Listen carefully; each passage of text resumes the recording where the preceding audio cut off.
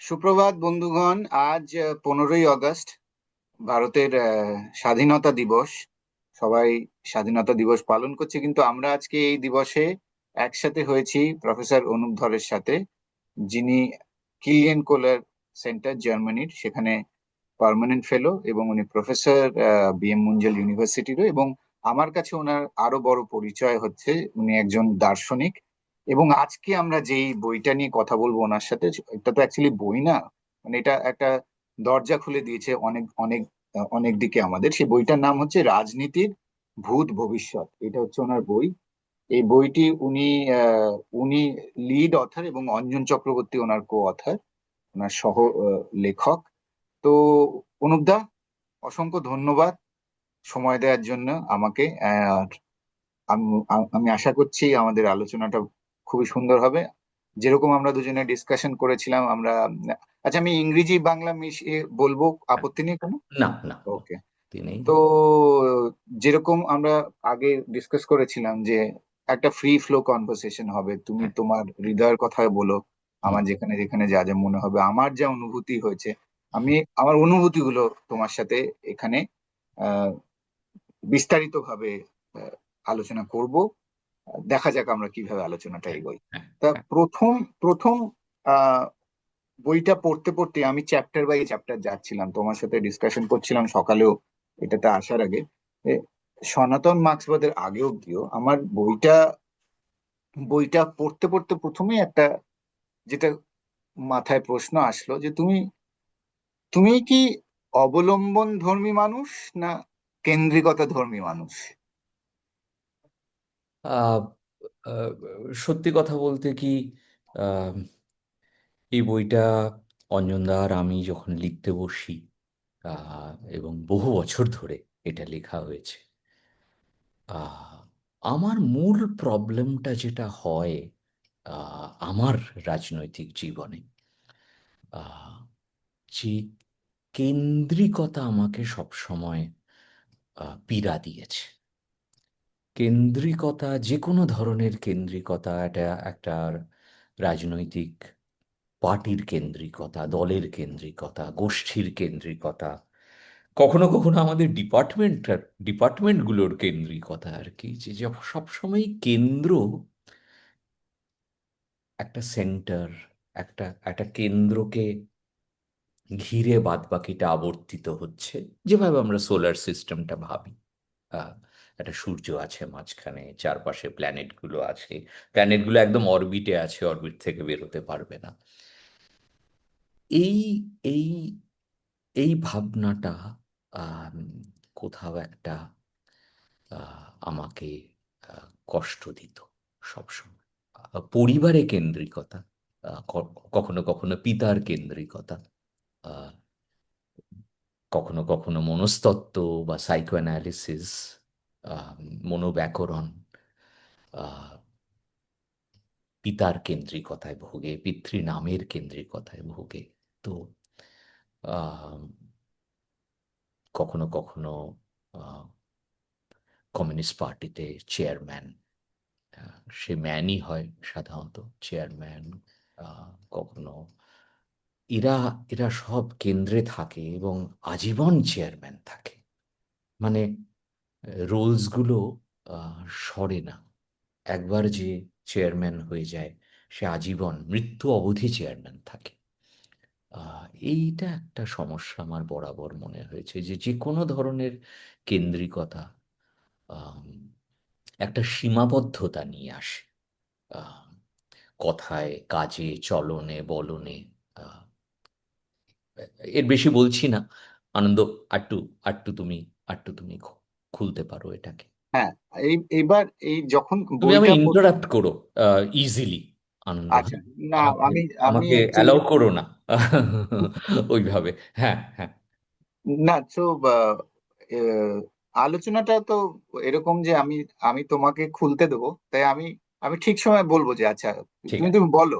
হ্যাঁ। আহ, যখন তুমি এই কেন্দ্রিকতার কথাটা বলছো, হুম। তোমার ওই একটা টেবিল যেটা 95 পাতায় বইটার আছে, যেখানে তুমি উদ্ধৃত শ্রমের সম্পাদন, আর উদ্ধৃত শ্রমের আহরণ, আর এই যে ম্যাট্রিক্সটা যেটা তুমি বানিয়েছো একটা ব্যক্তিশ্রম ক আর গ, ব্যক্তিশ্রম না শ্রম হুম, সমষ্টিগত যেটা ক খ গ, হুম, তারপরে যে ক আর ক, ক আর খ, ক আর গ, আবার গ ক গ খ গ গ। আমার জেনারেলি ওটা খুব ভালো লেগেছে, কারণ অমিত ভাদুরীর একটা খুব সুন্দর বই ছিল যেখানে উনি আমাদের এই জিনিসটা এরকম একটা টেবিলের ম্যাট্রিক্সের টার্মসেই বোঝাতেন, যখন জেএনইউতে পড়াশোনা করেছি আমরা। পরবর্তীকালে বুঝতে পেরেছি যে ওটা সেই বইয়ের মধ্যে সীমাবদ্ধ না, ওটা একটা সমাজ কেন্দ্রিক একটা সমাজ অবলম্বন তার জায়গাটা ধরে। এবার তোমাকে যদি আমি প্রশ্ন করি যে আজকের ধরো আজকের অর্থনৈতিক বন্টন ব্যবস্থায় কেন্দ্রিকতা আর অবলম্বন, এই দুটো জিনিসকে তোমাকে যদি দেখতে বলা হয়, তুমি আজকের প্রথমে ভারতবর্ষ না বলে তুমি লার্জলি আর্থসামাজিক পরিস্থিতি যে পুরো পুরো বিশ্বের মনস্তাত্ত্বিক একটা দিক থেকে যদি দেখতে চাও, সেখানে তুমি কি বলবে? আহ, আজকে কেন্দ্রিকতা কিরম একটা ডিরেকশনে যাচ্ছে, অবলম্বনটা কি ডিরেকশন যাচ্ছে, এবং সেইখানে তুমি যদি তোমার এই টেবিলটা প্লেস করো, যে তোমার ব্যক্তিশ্রম ব্যক্তিশ্রম ব্যক্তিশ্রম না শ্রম, ব্যক্তিশ্রম সমষ্টিগত শ্রম, তুমি এটা কিভাবে দেখবে? এটা এইটাকে যদি খুলতে হয় একটু সময় লাগবে।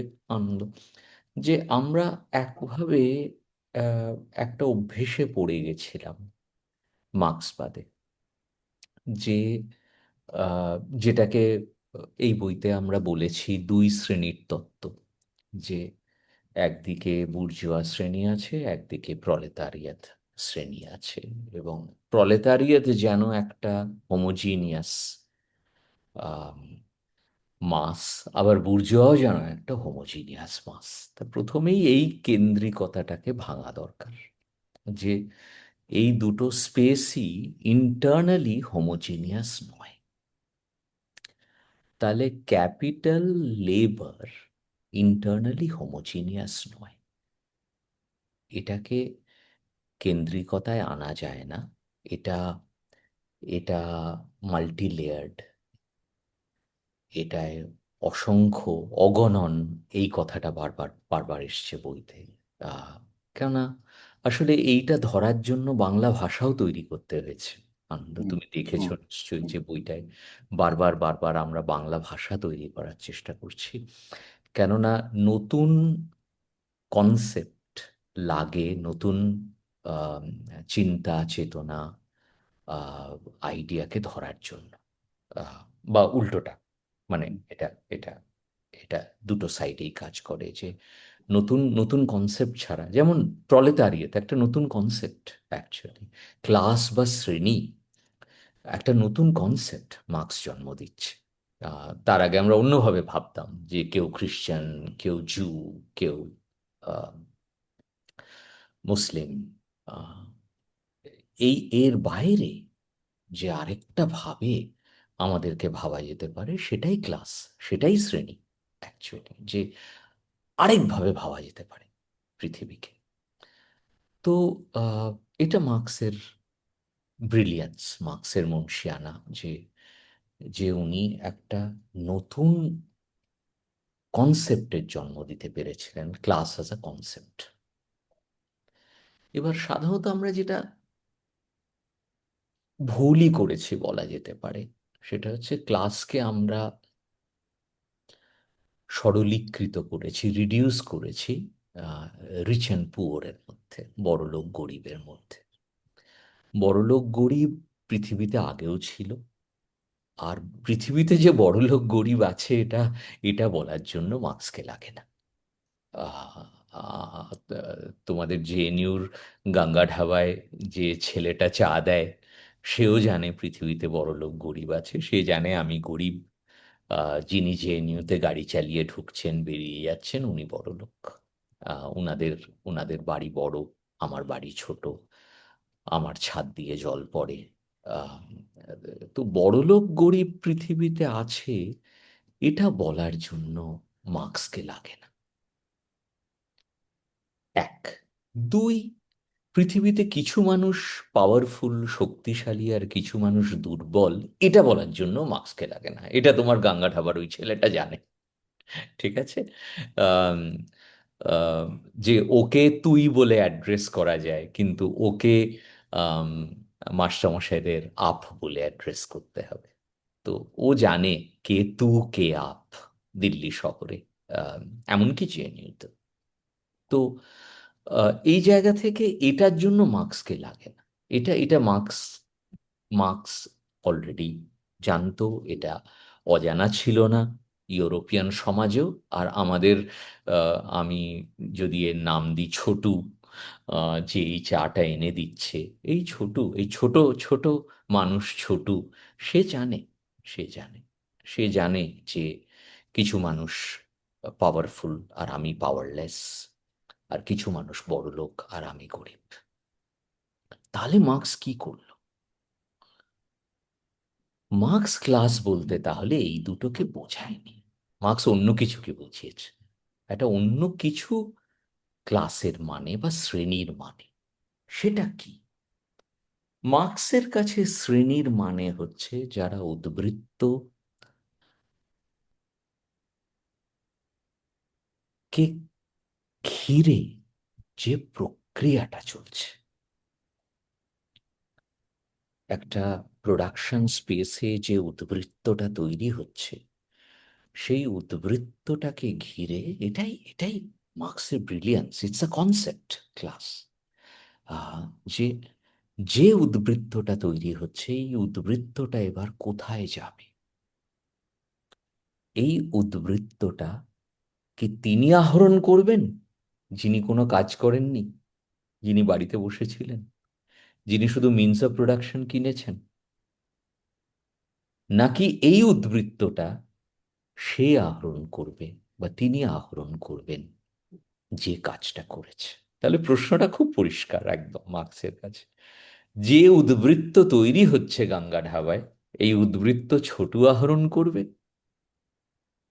নাকি যিনি শুধু ক্যাশ বাক্স নিয়ে বসে আছেন, যিনি কোনো কাজ করেন না, যিনি চা বানান না, তিনি আহরণ করে নিয়ে চলে যাবেন? কেননা উনি চা পাতাটা কিনেছেন, উনি উনুনটা কিনেছেন। এবার এই চা পাতা উনুন উনি না কিনে একটা ব্যাংকও কিনতে পারত,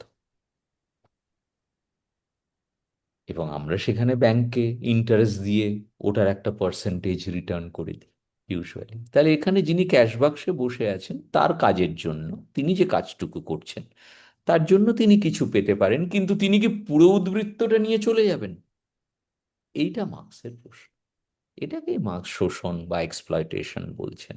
যে থেফট অফ সারপ্লাস, ছোটুর সারপ্লাস চুরি হয়ে যাচ্ছে।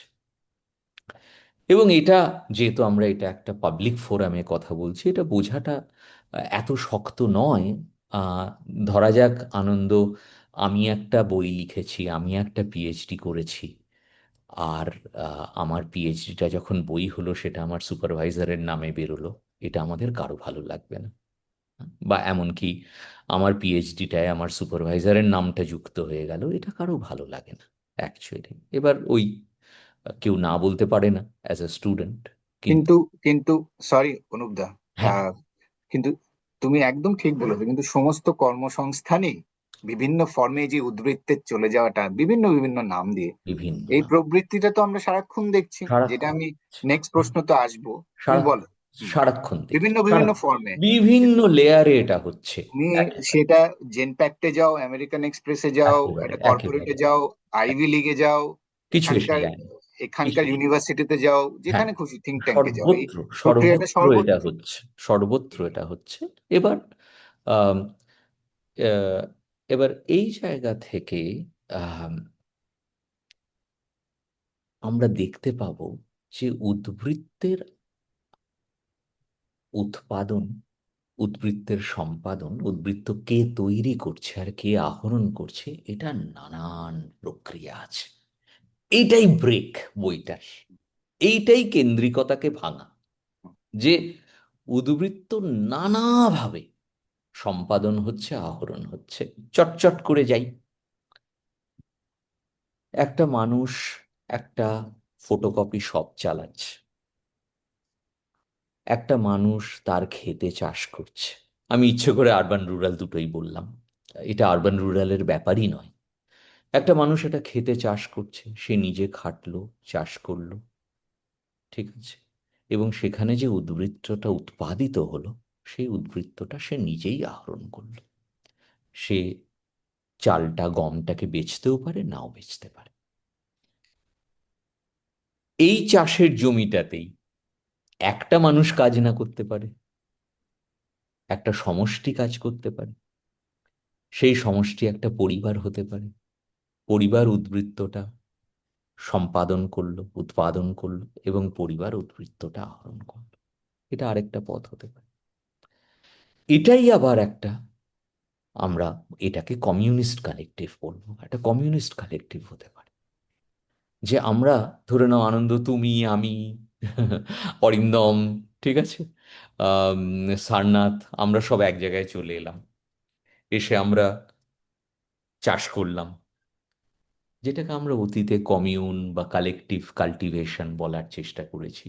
হ্যাঁ, যেটা আমাদের উড়িষ্যায় একানারী সংগঠন করে। আহ, একসাথে 38 জন মহিলা চাষ করেন। এরা কিন্তু সম্পর্কিত নন সেভাবে, মানে কোট আনকোট সম্পর্কিত নন। আহ, একসাথে চাষ করেন, রাইস অ্যান্ড মিলেটস একসাথে উদ্বৃত্তটা আহরণ করেন। এটাকে আমরা একটা কমিউনিস্ট শ্রেণী প্রক্রিয়া বলব। কিন্তু প্রথম আর দ্বিতীয়টাও কিন্তু না শোষক শ্রেণী প্রক্রিয়া, যখন পরিবারটা একসাথে করছে, একসাথে আহরণ করছে। আমাদের আমাদের দেশে এরকম অনেক এক্সপেরিমেন্ট হয়েছে। কোঅপারেটিভ আমরা বলেছি এটাকে, কখনো কখনো রবীন্দ্রনাথ এটাকে সমবায় বলেছে। সমবায়। রবীন্দ্রনাথের সমবায়ের কাজটা খুব, আমি এই বইতে বারবার রবীন্দ্রনাথের সমবায়ের আমি কথা। আমি আমার নেক্সট 3-4টে তা যাবো গান্ধী, রবীন্দ্রনাথ আর হ্যাঁ, মার্কসের হ্যাঁ। জায়গাটাতে, তুমি এটা বলো তো এই তারপরে সমবায়, সমবায় তো এইভাবে একটা হতে পারে, ঠিক আছে। আরেকটা, একই এই এই এই উদাহরণ তিনটেকেই ধরে রাখি, যে একটায় একটা চাষি, একজন কৃষকই একা কাজ করছেন, উদ্বৃত্ত নিজে আহরণ করছেন। একটা হচ্ছে একটা পরিবার একসাথে কাজ করছে, বা একটা যৌথ পরিবার একসাথে কাজ করছে, ঠিক আছে, তারা উদ্বৃত্ত একসাথে আহরণ করছে। আর একটা তৃতীয় হচ্ছে, যেটাকে আমরা একসময় গানও গাইতাম, যৌথ খামার। যৌথ খামার। যৌথ খামার, যৌথ খামারে আমরা একসাথে কাজ করছি, এবং এটা তুমি আমি করতে পারি কালকে হুম। সকাল থেকে। এটার জন্য অপেক্ষা করতে হবে না, এটার জন্য বিপ্লবের অপেক্ষা করতে হবে না। এই ভুলটা আমার মনে হয় আমি করেছিলাম। আমার আমার আহ, কম বয়সে, যে আমার মনে হয়েছিল যে এই এই তৃতীয়টা শুধু বিপ্লব হলেই হতে পারে। না না, এই একদমই না। তৃতীয়টা এখনই হতে পারে, এই তৃতীয়টা হচ্ছে, এই তৃতীয়টা আছে এই পৃথিবীতে। এক্স্যাক্টলি। আহ, এবং আহ, আহ, একানারী সংগঠনে এটা হচ্ছে। সুতরাং ইভেন ধরো, তুমি যেটা যৌথ খামার বলছিলে, আমি মনে মনে আর আমি, আমার যেটা কাছের জিনিসটা খুব কাছের ছিল, যেটা তুমি বলেছো এই বইটাতে, যে প্র্যাক্সিসের কথাটা বারবার বলছো, যে সনাতন ব্যাপারটা থেকে প্র্যাক্সিসের দিকে যাওয়া, যেটা আমার একটা অস্বস্তির জায়গা ছিল। জেএনইউতে যখন গিয়েছি, সেই সময়ের যারা ওখানে বামপন্থী যারা, তাদের সাথে আমার একটা বাকবিতণ্ডা লেগেই থাকতো, যে আমার মনে হতো সনাতন হয়ে যাওয়াতে যেটা হয়, অনেক অন্য ডিসিপ্লিনের সাথে কথাবার্তা বন্ধ হয়ে যাওয়া, সেই প্র্যাকসিসটা থেকে দূরে চলে যাওয়া, যেটা তুমি বলেছো। একদম। ধরো আমরা এখন গান বাজনা করি আজকে, আমি গানের পার্সপেক্টিভে বলছি, ধরো স্পটিফাই আমি একটা গান দিই, আমার মিউজিশিয়ান আমরা সব, এটা তো যৌথ খামারই, আমরা একসাথে আসি, যতটা শ্রম দিই ঠিক ততটাই ভাবে বন্টনটা হয়।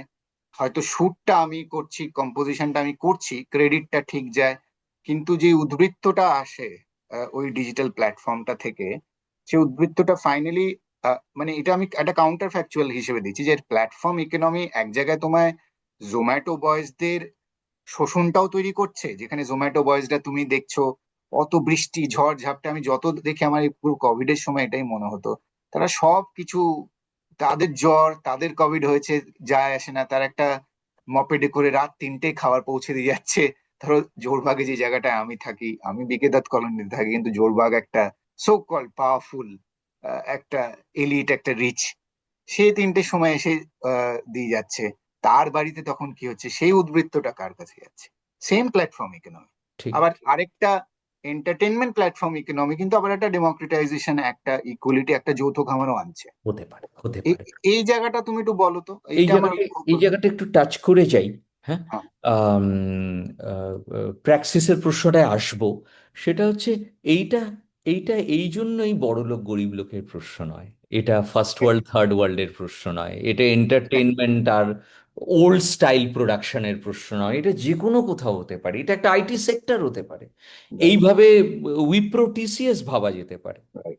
আহ, আমরা আমরা একটা সফটওয়্যার এআই এর যৌথ খামার বানাতে পারি। ট্রু। ট্রু। অবশ্যই সম্ভব। ঠিক আছে, সুতরাং এটা এমন নয় যে এটা শুধু গ্রামে হবে, এটা কৃষিতে হবে, এটা পেরিফেরিতে হবে, মার্জিনে হবে, এটা ফরেস্ট সোসাইটিতে হবে না। এটা একদম গুরগাঁওতে হতে পারে। এইটা একটা মূল হুম। ডিফারেন্স অঞ্জন দ্বারা আমি কনস্ট্যান্টলি হুম। হাইলাইট করেছি হুম। যে এটা, হুম। এটা ফিলসফি অফ পভার্টি নয়। ট্রু। ট্রু। এটা ফিলসফি অফ দ্য পুয়ার নয়। যৌথ খামারটা গরিবের বিষয় নয়। যেটা একটু, এটা একটু ডাইগ্রেশন হয়ে যাবে। ডেভেলপমেন্ট সেক্টরে এটাকে আমরা গরিবের বিষয় করে তুলেছি অনেক ট্রু। সময়। ট্রু। আর ওটাতেও না একটা পাওয়ার হেজিমনি আছে। একদম, ওটা যেন ওখানে গ্রামে ওদেরকে করতে হবে, আমরা করব না কিন্তু। হ্যাঁ। আমরা হ্যাঁ। সব ওয়েল ইন্ডিভিজুয়ালাইজ সিকিওর স্পেসে থাকবো। কালেকটিভ বানানোর, হুম। কালেকটিভ অ্যাকশনের হুম। সব দায় আমরা নেব না। হ্যাঁ, এবং ওটা আমরা আন্ডার ডেভেলপড, দরিদ্র, গরিব হুম। গরিব হুম। মহিলার ঘাড়ে দিয়ে দিয়েছি। হুম। যে সেলফ হেল্প গ্রুপ তাকে বানাতে হবে, কিন্তু আমরা কখনো হুম। আইটি সেক্টরে সেলফ হেল্প গ্রুপ হব না। আহ, তো এই এই এই এইটা একটা প্রবলেম। আমরা এটা আসবো আস্তে আস্তে আনন্দ। এই তিনটেকে আগে শেষ করে নিই, যে এই যে হুম। তিনটে আমরা তৈরি করলাম, এই তিনটেরই দেখো তিনটে কাউন্টার পিলার তৈরি করা যায়। হুম। যেটা আমার একজনের কাজ ছিল, হুম। এটা হতে পারে এই এই চাষের জমিটা বা এই ফটোকপি শপটাতেই হতে পারে একজন কাজ করছেন, তিনি শ্রমিক, তিনি খেতে কাজ করছেন, তিনি মজুরি শ্রমিক, তিনি ওয়েজ পাচ্ছেন। আর উদ্বৃত্ত যেটা সম্পাদিত হচ্ছে সেটা নন পারফর্মার নিয়ে চলে যাচ্ছে। নন পারফর্মার হয়তো অ্যাকচুয়ালি রাইটার্স বিল্ডিং এ কাজ করেন, জমিটা একে দিয়ে দিয়েছেন কাজ হুম। করতে, হুম। হুম। মাসে একবার করে যান, উদ্বৃত্তটা নিয়ে চলে আসে। হুম। এটা একটা হতে পারে। তাহলে এই একের কাজের জায়গাটাই শোষক হতে পারে, না শোষক হতে পারে, দুটোই হতে পারে। হুম। এবার একটা পরিবারকে ধরি আমরা। একটা পরিবারে, একটা পরিবারে আমার উপরের উদাহরণটা ছিল সবাই কাজ করছে, সবাই আহরণ করছে, কিন্তু এটা তো হয় না। একটা পুরুষতান্ত্রিক সমাজে হবে যে বাড়ির হেড যিনি, যেখানে পিতৃ নামের পরাক্রমটা আছে, যেখানে, যেখানে law of the father, name of the ফাদারটা আছে, সেইখানটাই আহরণটা হবে। তাহলে বাড়ির মহিলারা হয়তো কাজ করবেন, বাড়ির ছোটরাও হয়তো কাজ করবেন। ঠিক আছে, চাইল্ডও তো এক্সপ্লয়েটেড হয় ইন্ডিয়ান সোসাইটিতে। অনুরাগ, ধরো যদি ল অফ দ্য মাদার কোন একটা ঘরে হয়ে যায় তাহলে। আমি আসছি, আমি আসছি। এবার খুব ভালো প্রশ্ন এটা, যে এই জায়গা থেকে এটা হতেই পারে যে একজন আহরণ করে নিয়ে চলে হুম। যাচ্ছে। এবার এইটা শুনতে খারাপ লাগবে, হুম। মার্ক্সিয়ান দৃষ্টিভঙ্গি থেকে যিনি আহরণ করছেন তিনি শোষক। তিনি পুরুষও হতে পারেন, নারীও হতে হুম। পারেন। হুম। নারী শোষণ করলে ভালো, এটা অন্তত মার্ক্স বলতে পারবেন না। হুম। তো, তো এবার এইটা কিন্তু সত্যিই হতে পারে একটা সিচুয়েশনে, যেখানে আম, ধরা যাক এটা একটা হাউস হোল্ডে হতে পারে।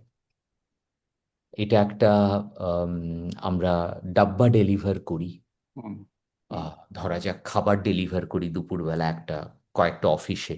হুম। অনেকগুলো মহিলা কাজ করছেন বাড়িতে, এরকম অনেক বাড়ি তৈরি হচ্ছে আজকাল। হুম। বাড়ির যিনি হেড তিনি মহিলা, তিনি কোনো কাজ করছেন না কিন্তু।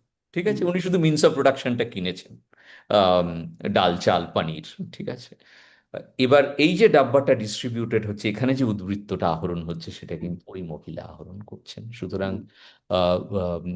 Within women also there is a class division, and there is elite and subaltern within hmm. women. তো হুম। এটা, এটা ওই স্পেসটাতেও হতে পারে। হুম। তৃতীয় যেটাকে আমরা যৌথ খামার বলেছিলাম, এটা সিম্পলি একটা সামান্য টার্নে ঘুরে যেতে পারে। এই যৌথ খামারেরই একজন যদি উদ্বৃত্ত আহরণ করতে শুরু করেন, এবং বাদ বাকিরা যদি হুম, উদ্বৃত্ত সম্পাদন করেন, এটা একটা শোষক হুম, প্রক্রিয়াতে চলে গেল। সুতরাং তোমার আগের প্রশ্নটাকে এখানে শেষ করে দিই। কেন্দ্রিকতাকে অঞ্জনদার আমি এই জন্য প্রশ্ন করছি, হুম, আমাদের সমাজটা বিসংহত, আমাদের সমাজটা ডিসঅ্যাগ্রিগেটেড, ডিসেন্টার্ড, মাল্টিপ্লিসিটি অফ ক্লাস প্রসেসেস চলছে এখানে। ফ্র্যাগমেন্টেড বলবে না? ফ্র্যাগমেন্টেড, হুম, ফ্র্যাগমেন্টেড। এটাকে যদি তুমি আরো বাড়াতে চাও, আরেকটা লাইন বাড়াতে পারো। দেখো, একটা মানুষকে ধরে নাও, যে হুম, কোনো একটা মানুষকে, তিনি কিন্তু এই যে ছটা আমরা বানালাম, এটাকে হুম, আমরা তো কথোপকথনে বানাচ্ছি, এটা খুব আহ, আহ, একদম ক্ল্যারিটি দিয়ে তৈরি হচ্ছে না, কিন্তু বোঝা যাচ্ছে ব্যাপারটা। এই যে ছটা আমরা বানালাম, সেই মানুষটা কিন্তু এখানে দুটো, তিনটে, চারটে ক্লাস হুম, প্রসেস এবং পজিশন অকুপাই করতে পারে। হুম, তাহলে হতেই পারে একটা মানুষ, ভাবো, আহ সকালবেলা ফ্যাক্টরিতে কাজ করলেন শোষক হুম, শ্রেণী প্রক্রিয়ায়, সন্ধেবেলা এসে উনি উনি নাপিতের কাজ করছেন অ্যাজ আ হুম, বার্বার, উনার হুম, নিজের দোকান আছে, শ্রম দিচ্ছেন, উদ্বৃত্তটা নিজেই আহরণ করছেন। হুম, তার মানে সকালে শোষক শ্রেণী প্রক্রিয়ায় ছিলেন, হুম। সন্ধেবেলা না শোষক শ্রেণী প্রক্রিয়ায় চলে গেলেন। রাত্রে কবিতা লিখলো। হ্যাঁ, রাতে কবিতা লিখলো। সুতরাং মাল্টিপল সাবজেক্ট পজিশন, শ্রেণী হুম, প্রক্রিয়া নানা রকম আহ, রয়েছে। হুম, প্র্যাক্সিসের প্রশ্নটা একটা লাইন ধরে নি আনন্দ, এখানে হুম, এটা আবার ফিরে ফিরে আসবে। এটা শেষ চ্যাপ্টারে খুব হুম, ভালো করে হয়তো ক্লিনসড হয়েছে, হয়তো বলছি, আহ, নিজে কি করে বলি ক্লিনসড হয়েছে। সেটা হচ্ছে যে আম, আহ, আমরা মার্ক্সবাদে একটা বিষয়কে বড্ড বেশি গুরুত্ব দিয়েছিলাম, the contradiction between capital and labour, hmm, পুঁজি এবং শ্রমের কন্ট্রাডিকশন। দুটো কন্ট্রাডিকশনকে আমরা মিস করেছি। একটা কন্ট্রাডিকশন তুমি হাইলাইট করছো, এখন অরিন্দম করছে, সৌম্যজিৎ করছে, না? আম, আগের দিন আহ, অভিজিৎ বাবু সারনাথ মিলে করলেন ফিল্মটাতে, ফিল্মগুলোতে অ্যাকচুয়ালি। সিনগুলোতে। হ্যাঁ, সেটা হচ্ছে যে the contradiction between capital and nature. সুতরাং কন্ট্রাডিকশনটা শুধু পুঁজি আর শ্রমের নয়, কন্ট্রাডিকশনটা পুঁজি এবং প্রকৃতিরও, যেটা আমরা এখন slowly we are waking up to it. Hmm. তৃতীয়, যেটা এখনো মার্ক্সবাদীরা মিস করছে বলে আমি বলতে চাইব, the contradiction between brain and hand.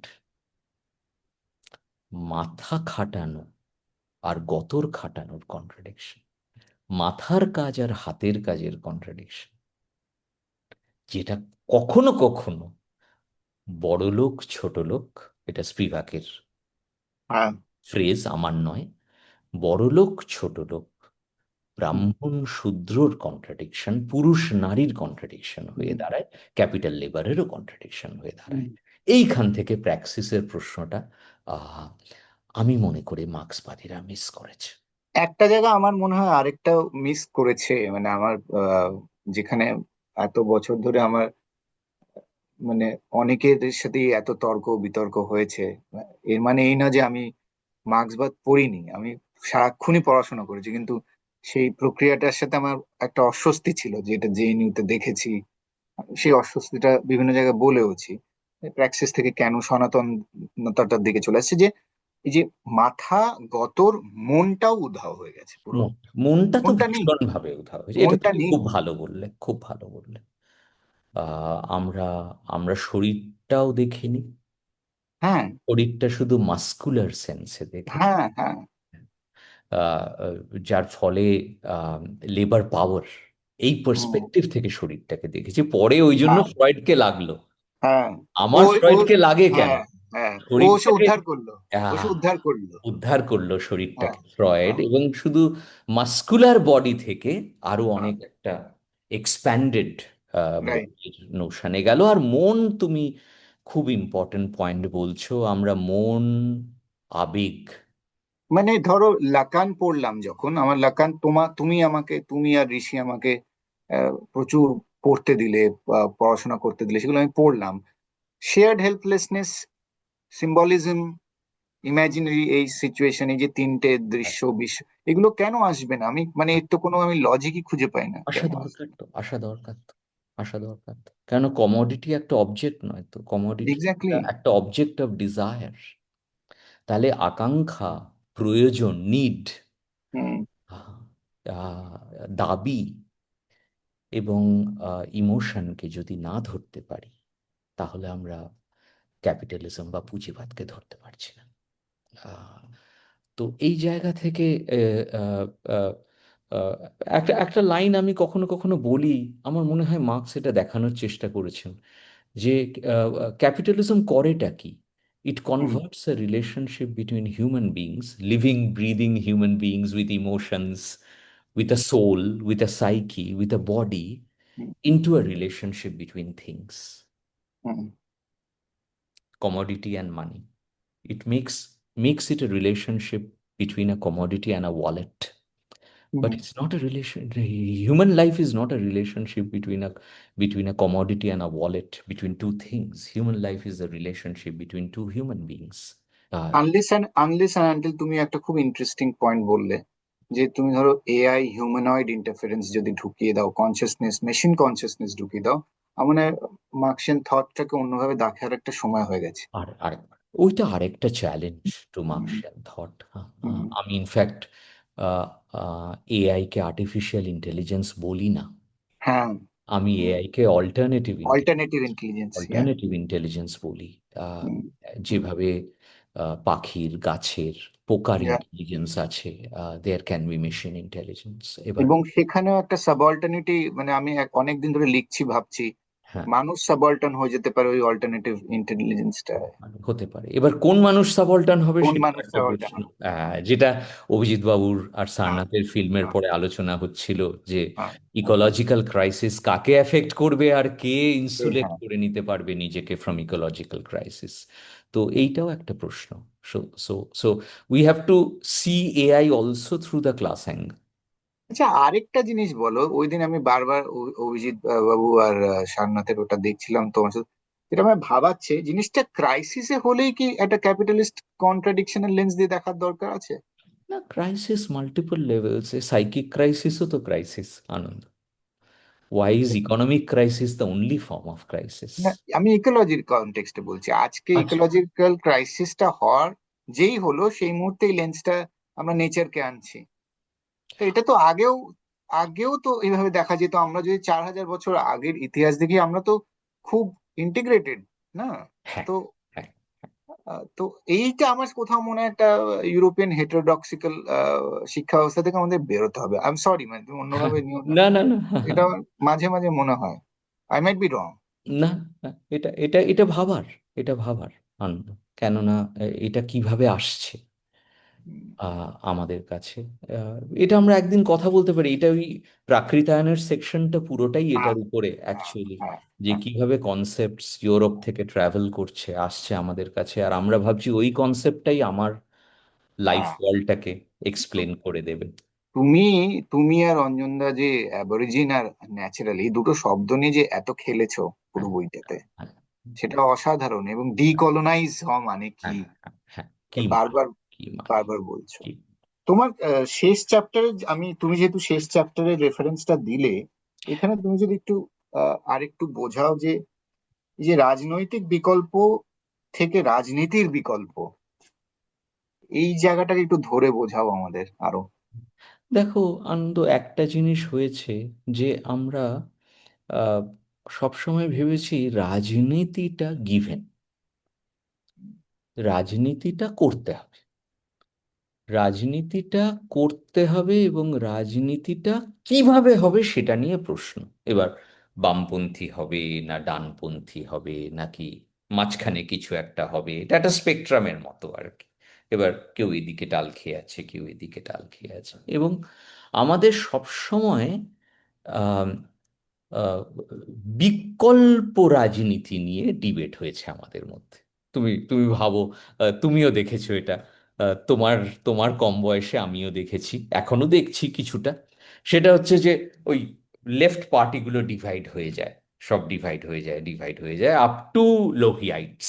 Right? লম্বা এই যে সোশ্যালিস্ট স্পেস যেটা। তো এবার আমরা বলছি যে না না না, আমি সিপিআই আমার ঠিক রাজনীতি মনে হচ্ছে, কারো সিপিআইএম একটা এম জুড়লাম ঠিক রাজনীতি মনে হচ্ছে, কারো মনে হচ্ছে না সিপিআইএমএল ঠিক রাজনীতি, একটা এল জুড়লাম, সবাই এক একটা করে কেন্দ্র।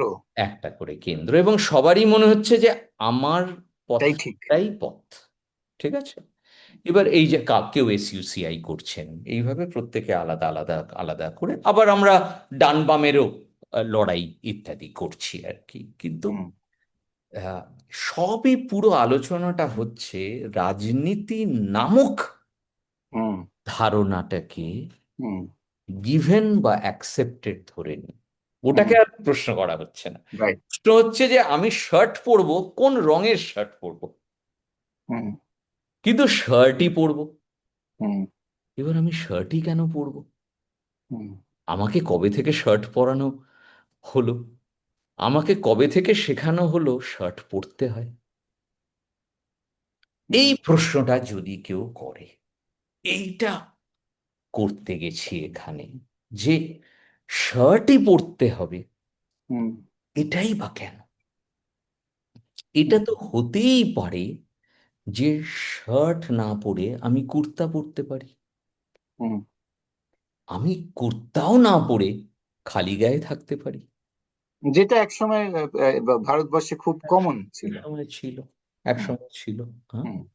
তো ঊর্ধ্বাঙ্গটাকে ঢেকে ফেলা, হুম। নিম্নাঙ্গ আমরা সবসময় ঢাকতাম, হুম। ঊর্ধ্বাঙ্গটাকে ঢেকে ফেলা, এটা একটা বিশেষ সময়ের সংস্কৃতি। রাইট। এবার বা পুরো ঢেকে ফেলা, হুম। পার্শিয়ালি ঢাকা ছিল আগে, হ্যাঁ, তো পুরো ঢেকে ফেলা। এবার এই জায়গা থেকে আহ, আমরা আমাদের পুরো রাজনীতির তর্কটা হয়ে যায় কোন শার্টটা পরব। ছাপা শার্ট, কালো shirt, cotton shirt, nylon shirt, ঠিক আছে, লাল শার্ট, আম, সাদা শার্ট, সবুজ shirt, green green political parties, ঠিক আছে, হ্যাঁ, বা আহ, আহ, এইভাবে আমরা নানান রঙের শার্ট নিয়ে নিজেদের মধ্যে তর্ক বিতর্ক করি, ওইভাবেই আমাদের ডিভিশনগুলো হয়। কেউ জিজ্ঞেস করে না শার্টই কেন পরতে হবে। এই প্রশ্নটা আমার মাথায় 2015-16 নাগাদ আসতে শুরু করে, বা তারও একটু আগে থেকে আসতে শুরু করে, যে কেন আমরা রাজনীতিকেই সেক্রোস্যাঙ্ক্ট, হুম। কমপ্লিটলি সেক্রেট ধরে নিয়েছি ফর সোশ্যাল ট্রান্সফরমেশন। হুম। এখান থেকে আমি যেটায় যাই, এখন আরো গভীরে গভীরে ঢুকছি, যত ঢুকছি তত পাগল হয়ে যাচ্ছি অ্যাকচুয়ালি। মধ্যযুগীয় স্পিরিচুয়ালিটি, হুম। মধ্যযুগীয় সহজিয়া পথটা, আমার ওটা খুব ভালো লেগেছে। খুব ভালো মধ্যযুগীয় লেগেছে। সহজিয়া পথ, হুম। সহজিয়া গান, হ্যাঁ। সহজিয়া হ্যাঁ। নৃত্য, সহজিয়া কীর্তন, সুফি এবং ভক্তিকে মিলিয়ে সহজিয়া। পার্বতীদির সাথে একটা ইন্টারাকশন হয়েছিল অনেক টাইম ধরে, আমি সেই সময় খুব সহজিয়া, ওটাতে ইন্সপায়ার্ড হয়ে প্রচুর সহজিয়া বই পড়ে ফেলি, যে সহজিয়া মুভমেন্টটা কি। তারপরে আইজিএনসিএ তে একটা 5 দিনের ফেস্টিভ্যাল হয় ওই হ্যাঁ, লাইব্রেরিতে বসে। হ্যাঁ, তুমি যখন বললে সহজিয়াটা, আমার এত ভালো লাগলো যে সহজিয়া জিনিসটা তুমি ধরছো, এই যে অবলম্বনের দিকে চলে যাওয়া কেন্দ্রিকতা থেকে হ্যাঁ, হ্যাঁ। সরে।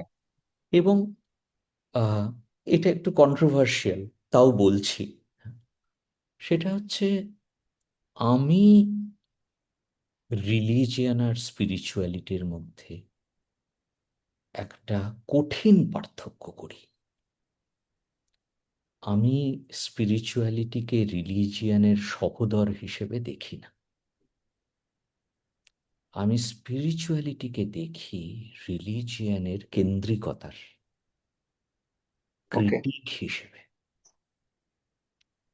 মধ্যযুগে কাস্ট সিস্টেমের ক্রিটিক হিসেবে, হুম।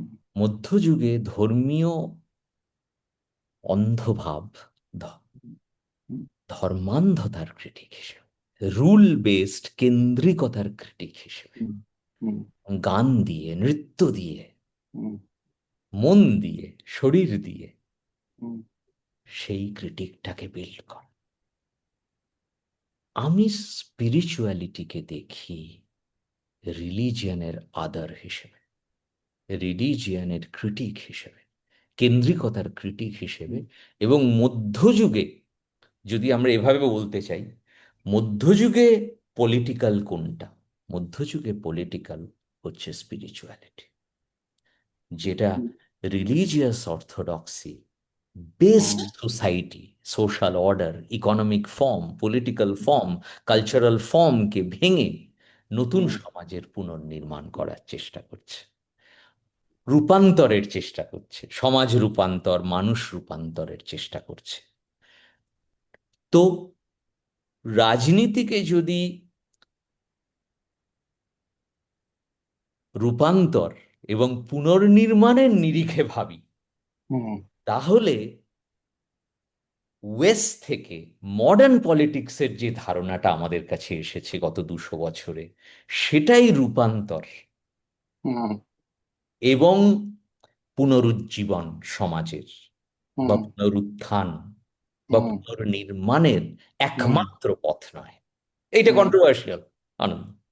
এটা এটা এটা লেফট স্পেস একেবারেই মানবে না, ঠিক আছে। কিন্তু এটা আমাদের ভাবার সময় এসেছে এবার, যে আমরা চাই কি? আমরা চাই সমাজটা পাল্টাক, আমরা চাই সমাজটা ভালো হোক, কোট আনকোট একটা এক্সপ্যান্ডেড ওয়েলবিইং আসুক, ইকোলজিক্যাল ইনক্লুডেড। এটা যদি আমরা চাই, এটা করার একটাই পথ কি রাজনীতি, নাকি এটা করার আরো পথ ছিল? এই জায়গা থেকে মধ্যযুগীয় সহজিয়ারা সমাজ পরিবর্তনের পুরোধা, ওরা সমাজটাকে পাল্টাতে চেয়েছিল, আজও চায়। আমি সরি, তোমাকে জাস্ট একটা পার্সোনাল অ্যানেকডোট বলবো, বলো বলো যদি বলো। যদি তোমার খারাপ না লাগে। আমি তোমার কথা বলার মধ্যে ইন্টারফেয়ার না করছি, না না সরি। না না না তো না, আমাকে অনেকেই ইন্টারাপশনটাই ভালো। আমাকে আমাকে বিগত 22-23 বছর ধরে সবাই বলে ও তো পাগল, গান করছে, কবিতা লিখছে, আবার একটু কাজও করছে, একটু মডেলিংও করছে, একটু এই করছে সেই করছে। তা আমার উত্তরটা সবসময়, আমি নিজেকেই উত্তর প্রশ্ন করি যে আমি কোনো কেন্দ্রিকতায় ঢুকতে চাই না, সেটাও একটা ধরনের ধর্মান্ধতা তৈরি করবে আমার মধ্যে। আর এই যেই মুহূর্তে আমি দেখি যে আমার কাজের সূত্র আমি অনেক জায়গায় কেন্দ্রিকতার দিকে যেতে হচ্ছে, সেটার থেকে বেরিয়ে আনার জন্য আমার স্পিরিচুয়াল অবলম্বন হচ্ছে আমার বাকি জিনিসগুলো। একদম। এবং এটাই রূপান্তর, এই রূপান্তর, এটা আমি সমাজ রূপান্তর করছি না, এটা আমি না না আমার না, মনের রূপান্তর করছি। আত্মরূপান্তর, মনের রূপান্তর করছি, আর কিচ্ছু না, জাস্ট মনের রূপান্তর। হ্যাঁ, আত্মরূপ। বলো। এই জায়গা থেকে তাহলে আহ, আধুনিক রাজনীতির সমস্যাটা কি? আধুনিক রাজনীতি ইজ ভায়োলেন্ট অলসো। আধুনিক রাজনীতি অসহিষ্ণু, হিংস্র, কেয়ার অ্যান্ড কম্প্যাশন আধুনিক রাজনীতিতে নেই, রিলেশনশিপ বিল্ডিং নেই, শোনার অভ্যেস নেই, কর্কশতা রয়েছে আধুনিক রাজনীতিতে। এটা কেন হলো? একভাবে আমরা এটা বলার চেষ্টা করেছি একটা ইংরেজি বইতেও, মার্কসিজম অ্যান্ড দ্য স্পিরিচুয়ালে, যেটা হয়েছে বিকজ অফ স্পিরিচুয়াল ডেফিসিট, যেটাকে তুমি অলরেডি বলে ফেলেছো যে মনের ডেফিসিট। মার্ক্সবাদে যেন মন নেই, তাই ফ্রয়েডও নেই। মার্ক্সবাদে মন নেই বলে, হৃদয় নেই বলে মার্ক্সবাদ হিংস্র হয়ে উঠছে বারবার বারবার, রাশিয়ায়, চায়নায়, তিব্বতীদের খুনে রাঙা চায়নার কমিউনিস্ট পতাকা। তো এই জায়গা থেকে আহ, আহ, তিব্বতীদের রক্তে লাল চাইনিজ কমিউনিস্ট পার্টির পতাকা। তো এই জায়গা থেকে the spiritual deficit of politics এবং আধুনিক রাজনীতি তাহলে মধ্যযুগীয় সহজিয়ার সাথে যদি একটা কথোপকথনে যেতে পারে, যদি শিখতে পারে, যদি সহজিয়া হয়ে উঠতে পারে মার্ক্সবাদ, তাহলে হয়তো এক অত্যন্ত সংবেদনশীল সমাজ রূপান্তর, মানুষের রূপান্তর এই দিকে আমরা পথ হাঁটতে পারবো, নইলে পথ হাঁটতে পারবো না। এইটাকে আমরা এই জন্য বলেছি, এটা আসলে আইডিয়াটা আশিস নন্দীর থেকে পাওয়া। আশিস নন্দী বহু বছর আগে লিখেছিলেন, let us not look for developmental alternatives, let us look for alternatives to development. তো ওইটারই বাংলা এটা অ্যাকচুয়ালি। রাজ রাজ নানান ধরনের বিকল্প রাজনৈতিক ধারা, রাজনৈতিক বিকল্প, রাজনীতির নানা ধরনের বিকল্প ধারা, সেখান থেকে রাজনীতির বিকল্প, রাজনীতির কোনো একটা বিকল্প হতে পারে কিনা আমার উত্তর মনে হচ্ছে।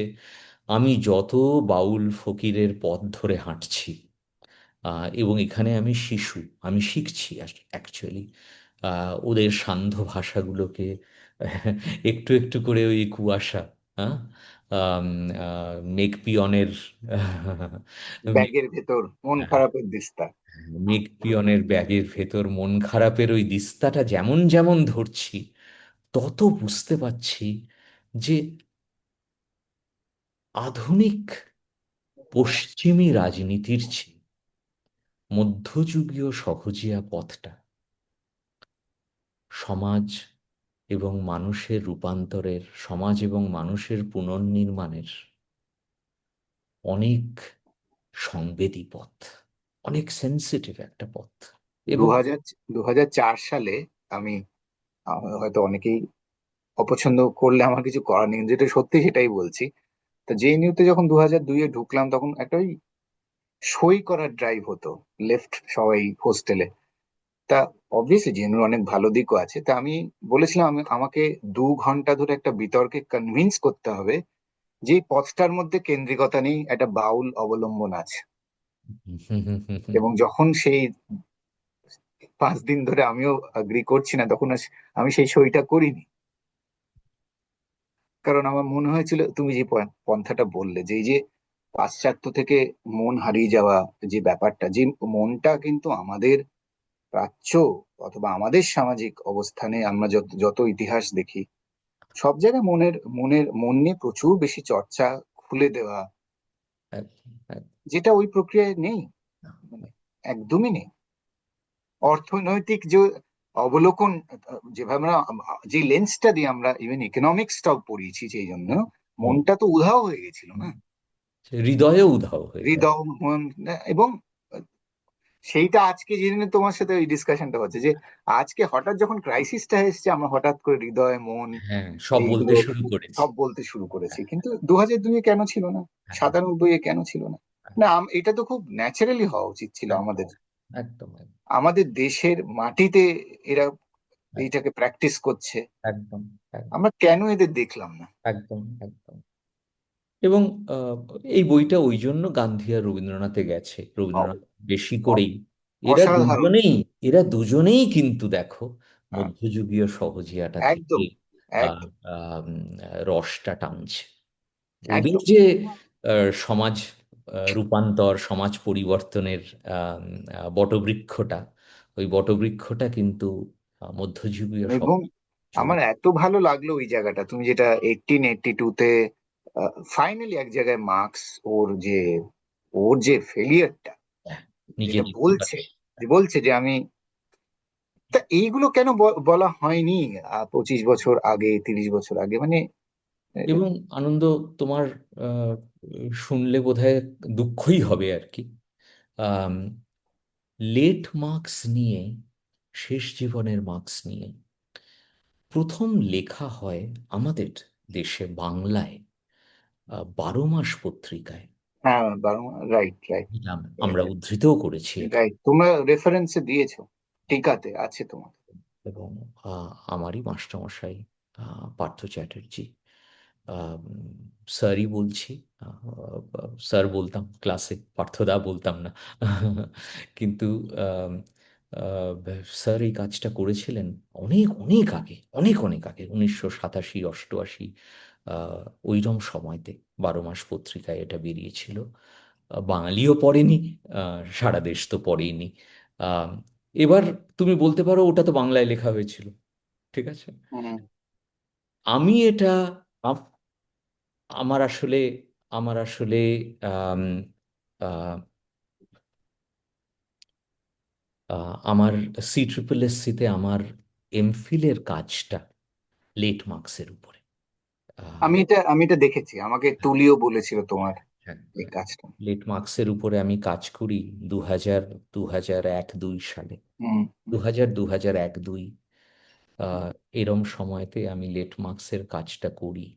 এবং আহ, তো আহ, আমি CSSC-তে কাজটা করি লেট মার্কসের উপরে। এবং এই লেট মার্কসের উপরে কাজটা, আহ, এটা অবাক করা কথা এটা আর কি। এটা আমি CPIML লিবারেশনের একটি পত্রিকা, আদার ভয়েস, অন্য স্বর, সেই পত্রিকায় এই লেট মার্কসের কাজটা 2003 সালে প্রকাশিত হয় ইংরেজিতে।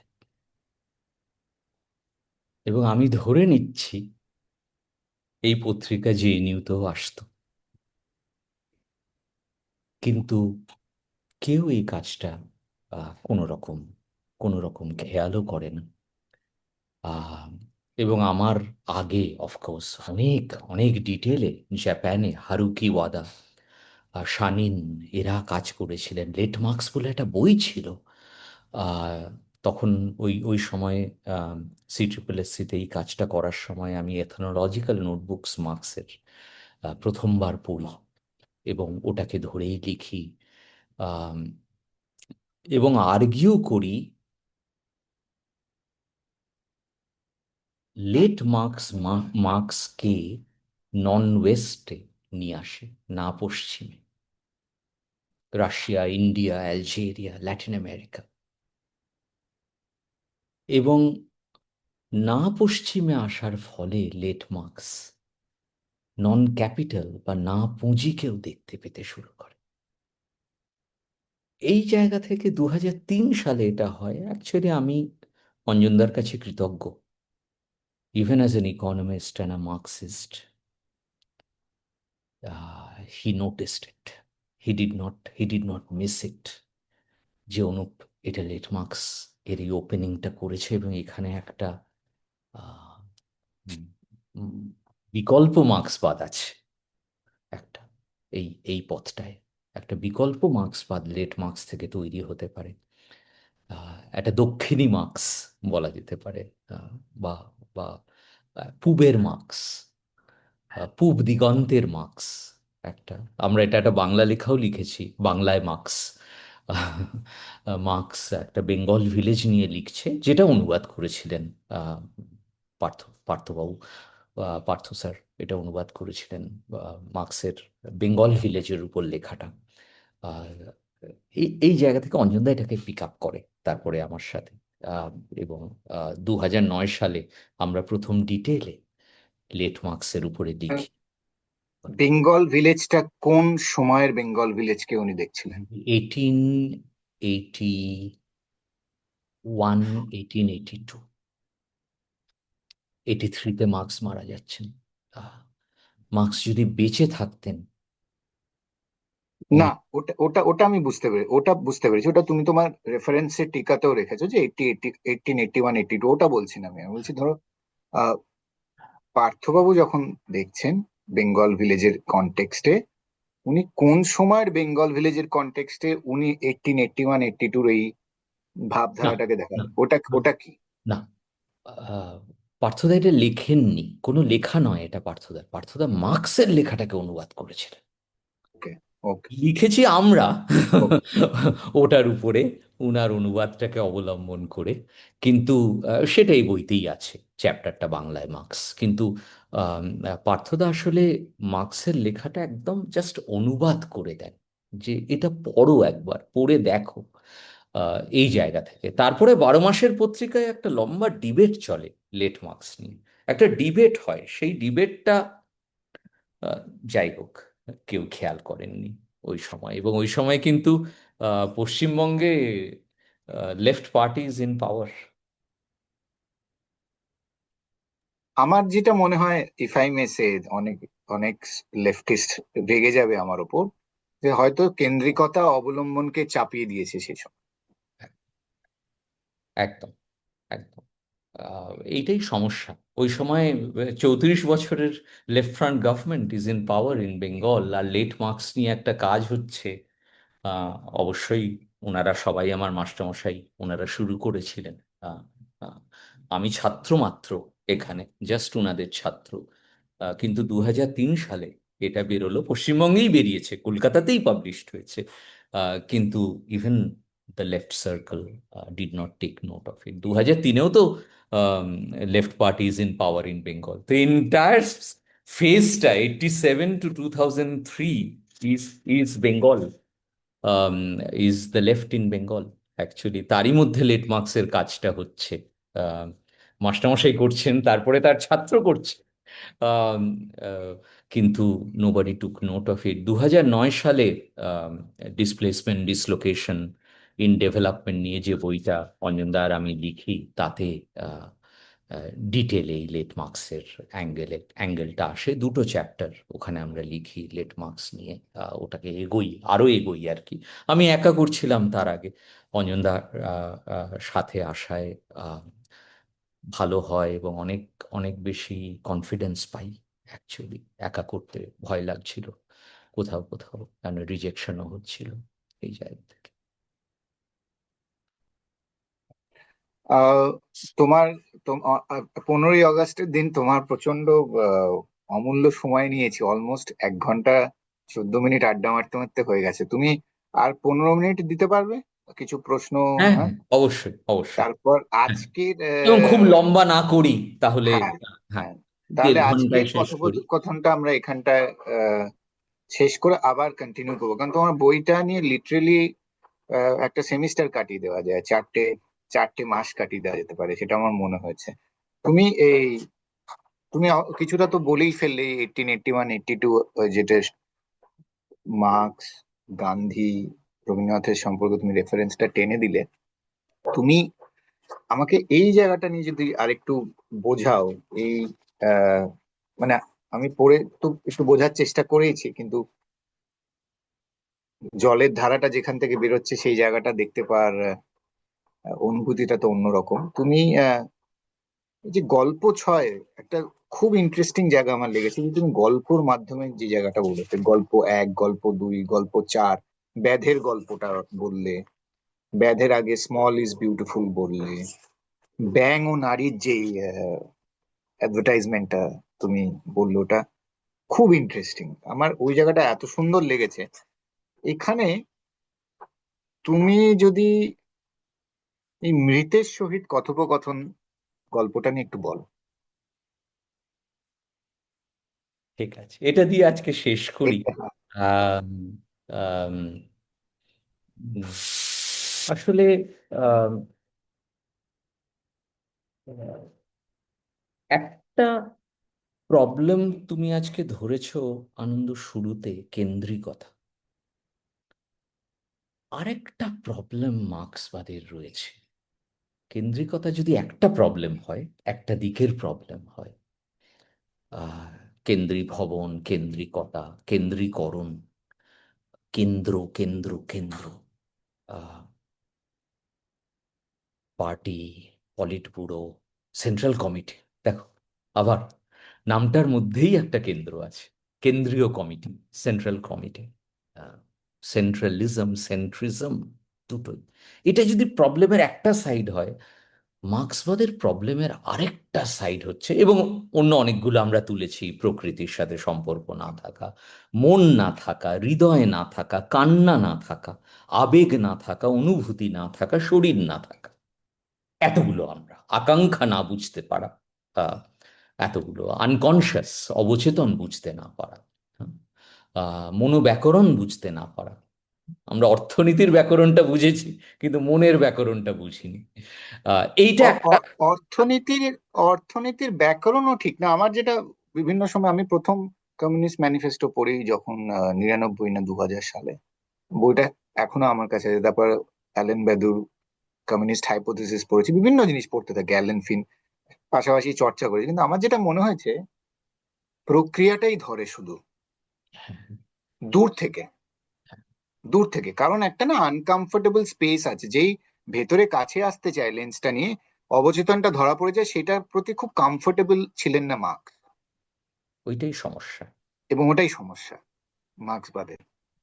যে কাছে এলেই ভয় পেয়ে যায়, যেটাকে এখন আমি ইমার্শন বলার চেষ্টা করছি, যে ইমার্শন এর পার্সপেক্টিভ এলেই পুরনো মার্ক্সবাদীরা ভয় পেয়ে যায়, পুরনো আর লেখ। ওখানে সহজিয়া ইম্পর্টেন্ট, কারণ সহজিয়া কত ওরা ইমার্স সহজভাবে, থাকে, হ্যাঁ, সারাক্ষণ ইমার্স থাকে। সারাক্ষণ ইমার্স থাকে ওরা। তো এটা একটা significant difference post enlightenment thought including Marxism এবং pre enlightenment Right, right. Medieval spiritual, দুটোর মধ্যে একটা সিগনিফিক্যান্ট ডিফারেন্স হচ্ছে পোস্ট এনলাইটেনমেন্ট থট ইমার্সড হতে খুব ভয় পায়। সে দূর থেকে টর্চ দিয়ে পৃথিবীটা দেখার চেষ্টা করে, মানে নদীর পাড়ে দাঁড়িয়ে নদীটাকে বোঝার চেষ্টা করে, নদীতে নেমে জলে কুমির তোর জলকে নেমেছি আহ, আর বলে না। নদীতে, নদীতে ডুব দিয়ে নুড়িও তোলে না। হ্যাঁ, নদীতে ডুব দিয়ে, ডুব দিতেই ভয় পায়, ডুব ডুব দিতে সাগরে, পারবে। ডুব হ্যাঁ, সাগরে একটা ভয় আছে। সহজে আর ডুব সাগরে কোনো ভয় নেই। হ্যাঁ। তো এই জায়গা থেকে এটা একটা সিগনিফিক্যান্ট ডিফারেন্স, এবং এটা সোশ্যাল সায়েন্সেসও চলে এসছে, যে সমাজ বিজ্ঞানেও এসে গেছে, যে আমরা ইমার্স করতে খুব ভয় পাই, কেন আমাদের মনে হয় যদি শ্বাস নিতে না পারি, ইমার্স করলে যদি শ্বাস নিতে। কথাবার্তা, ফ্যাকাল্টিজ ধরো, যারা চর্চা করে, যারা পড়াচ্ছে, তাদের তাদের ভাষাটাও যদি তুমি দেখো, তাদের ভাষার মধ্যে ইমার্শন নেই, সহজে ইমার্শন নেই। অনেক দূর দূর থেকে দূর দেখ দূর থেকে। তুমি বার্ডস। এবার, তুমি মৃতের সহিত কথোপকথনে এবার আসো। এইগুলো হচ্ছে সব প্রবলেম হলো। এবার আরেকটা প্রবলেম হচ্ছে, মার্ক্সবাদে প্রেজেন্স, ইংরেজিতে বললে প্রেজেন্স, মেটাফিজিক্স অফ প্রেজেন্স বা উপস্থিতির বাহুল্য, উপস্থিতির বাড়াবাড়ি। ওরা সবসময় বলবে এই এই কাগজটা আছে বা নেই, অবজেক্টিভ, রিয়েলিস্ট, এই কাগজটা আছে বা কাগজটা নেই, তোমার হাতে কাগজটা আছে না তোমার হাতে কাগজটা নেই। তার মানে এই চিন্তাটা, যেটা এবং হাঁ এবং নাতে হয়, উপস্থিত এবং অনুপস্থিত, আলো এবং অন্ধকার, হ্যাঁ এবং না, ঠিক বেঠিক, ওটাও চলে আসবে, এথিক্সও চলে আসবে এর মধ্যে, যে এইটা পুরোটা দাঁড়িয়ে আছে, এই কাগজটা আছে আমার হাতে বা কাগজটা নেই। জীবন এভাবে চলে না, জীবন ধূসর। কবিতা তাই ধূসর পাণ্ডুলিপি, কবিতা তাই এই ধূসরতার পাণ্ডুলিপি। রাজনীতিতে কিভাবে এই ধূসরতা, এই ধূসর পাণ্ডুলিপি আসতে পারে, এটা আসলে বইতেও লিখতে পারিনি এভাবে, আজকে অনেক বেটার চলে এলো।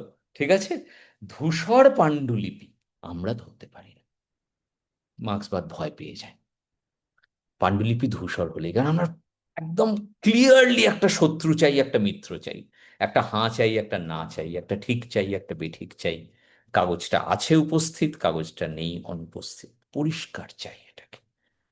মাঝখানে যদি কিছু চলে আসে, যেটাকে ইন বিটুইন বলবো আমি, যেটাকে ধূসর বলবো, গোধূলি বলবো, যেটাকে আলো আর আধারের মাঝখানে যদি কিছু চলে আসে, তাহলে আমরা খুব ভয় পেয়ে যাই, তাহলে আমরা খুব আনসেটেলড হয়ে যাই, অ্যাংশাস হয়ে যাই। আমার এই কাজটা, এই উপন্যাসটা অত্যন্ত ভালো লেগেছে। এই কাজটা আমাদের ইনভাইট করছে to spectrality, to the spectre, Hamlet. বাবা মারা গেছে কিন্তু বাবা আছে। এই যে স্পেকট্রালিটি, এই যে স্পেকট্রাল এক্সিস্টেন্স এবং স্পেক্টার, দেখো মার্ক্সে বারবার ফিরে ফিরে আসছে। A specter is haunting Europe, the specter of communism, ম্যানিফেস্টোর প্রথম লাইন এটা। দেরিদার বইয়ের নাম দ্য স্পেক্টার্স অফ মার্কস। এই যে মার্কস ঠিক, মার্কস বেঠিক, এটাই মার্কস, এটাই মার্ক্সবাদ, দেরিদা এখানে ধূসরতা আনার চেষ্টা করেছেন। ঠিক আছে, যে মার্কস মানুষ, ভগবান নয়। এই জায়গা থেকে স্পেকট্রালিটি, এই এই যে এই যে একটা in between state, between life and death, between presence and absence, এই স্পেসটা হচ্ছে মৃতের সাথে কথোপকথন। এবং ওই মানুষটাকে খেয়াল করো উপন্যাসে বামপন্থীরা ভুল বুঝেছে। ওই মানুষটাকে বামপন্থীরা সবসময় superstitious, backward, under develop, traditional, আজকে হলে হয়তো রিলিজিয়াস, এরকম কিছু একটা আরো আরো আরো বেশি ক্রিটিক্যাল থাকতো।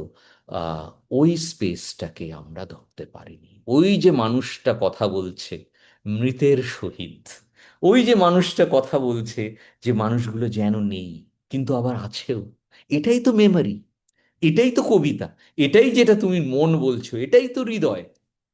এই এই স্পেসটাকে যদি মার্ক্সবাদে, সনাতন মার্ক্সবাদে না আসে, তাহলে প্রবলেমটা হচ্ছে যে আমরা আমরা কখনোই ইন বিটুইন বা ধূসরতার সাথে কথা বলতে পারছি না।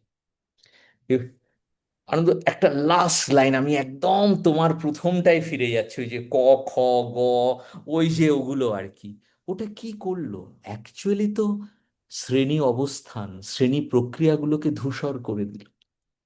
যে তুমি একদম ডেফিনিটিভলি বলতে পারছো না যে এই মানুষটা ইভিল আর এই মানুষটা গুড।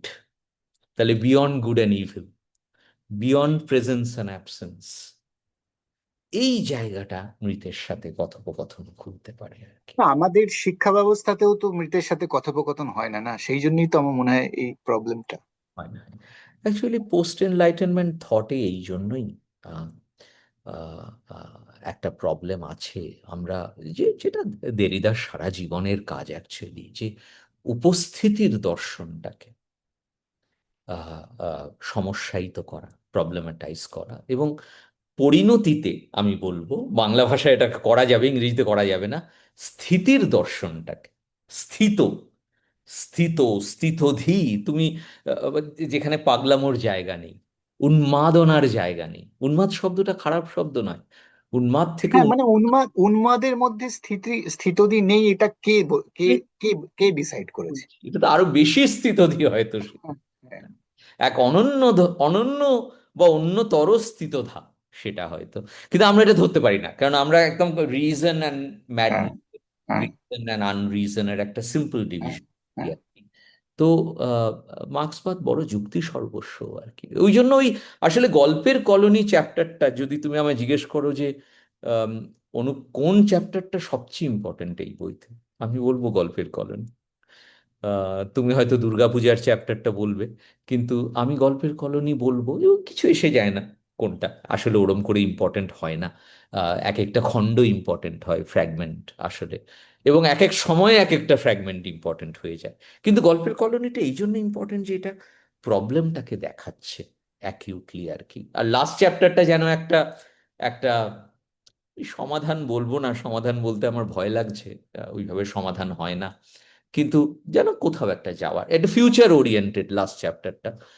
গল্পের তোমার এটা পাস্ট, পাস্ট শেষ শেষ শেষ চ্যাপ্টারটা অ্যাকচুয়ালি অবলম্বনের কিছু দিক খুলে দিচ্ছে, কিছু, ইটস ইটস কিছু দিক খুলে দিচ্ছে। আর সমাধান না, সমাধানও তো কেন্দ্রিকতা হয়ে গেল, ঠিক সমাধান, ওই সমাধান জন্য তো না। বললাম সমাধান বলতে পারবো না, হ্যাঁ। সেইভাবে সেইভাবে তো গল্পের কলোনি ওই জন্য আমার মনে হয়েছে যে ওইটা একবার পিছন ফিরে দেখা, যে কোথায় কোথায় আমরা আহ, পথ হারালাম। ইচ্ছে ইচ্ছে করছে তোমার সাথে সারাদিন ধরে কথা বলি আজকে। আহ মনে হচ্ছে যে লাঞ্চটা তুমি নিয়ে নাও টেবিলে, আমি টেবিলে বসিয়ে দিই, তারপর আমরা সারাদিন শুধু আড্ডা মারি। দিল্লিতে বৃষ্টি হচ্ছে বাইরে, আমি জানি না তুমি যেখানে সেখানে। এখানেও বৃষ্টি হচ্ছে। হ্যাঁ, তো কিন্তু আমাদের এই গণমাধ্যমে যেহেতু আমরা একটা অদ্ভুত মর্টগেজে কাজ করি, একটা মাথার মর্টগেজ থাকে, গণমাধ্যমে 1.5 ঘন্টার মধ্যে আমাদের সীমিত রাখতে হয়। তো এটা চলবে, এই আলোচনাটা চলবে। আমি শিখছি অনেক কিছু তোমার থেকে, আজকেও শিখলাম। আমিও শিখছি। তো আমার এই শেখা চলতে থাকবে। আর তুমি যেরকম বলছিলে, তুমি এটা গণমাধ্যমে যদি দাও তাহলে আমরা একসাথে সবাই শিখবো। হ্যাঁ, আহ হয়তো সহজিয়া এইভাবেই আসবে, এইভাবেই আমরা আমাদের যৌথ খামার তৈরি করব।